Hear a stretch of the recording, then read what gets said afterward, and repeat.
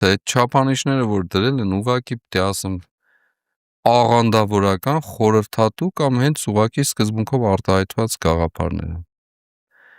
Ցույց է տալիս իրական խորքը, եթե ոչ պատարագի մասնակցողների, օրինակն եմ ասում, մասնակցողների մասին խոսք կա, ոչ հաղորդություն ստացողների եւ ոչ ապաշխարության խորհրդի միջով անցածների, օրինակ, գաղափար եմ տալիս, չկա։ Երկրորդ, չկա նաեւ այն մասին, որ օրինական ամուսնացած են իրանք, թե ոչ, մկրտված են, թե ոչ, օրինական պսակվածները գիտեք, եկեղեցում ամուսնացածներ չէ։ Եթե որևէ մեկը հավատացյալ եկեղեցու հետևորդ անդամ է իրան կարծում, առաջին հերթին իր ընտանիքը պիտի չէ կարգավորի, պսակված լինելով, ամուսնացած լինելով,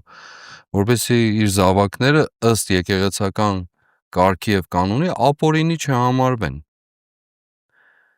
Այդպիսի չափանիշ օրինակ չկա դրա մեջ։ Հետո մեկ էլ հանկարծ խոսում են 4-րդը ՔՊ-ական տարբեր որակի, այսինքն այլ որակ չի կարող լինել, բայց տարբեր որակի մարդիկ, օրինակ, որոնք հավատամքը գիտեն մեր եկեղեցու, թե չգիտեն, հավատամքը, բացի կարդալ գիտեն, թե չգիտեն, ասենք կարող է մեկը ասի սեկտեմբեր ու որոշի, որ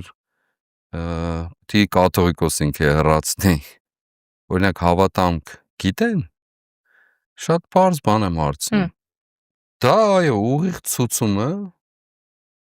փողոցում դուրս գալու եւ արշավելու եկեղեցու վրա, վեհարանի վրա, այլապես ինչու պետք է այդ խմբերը կազմվեն։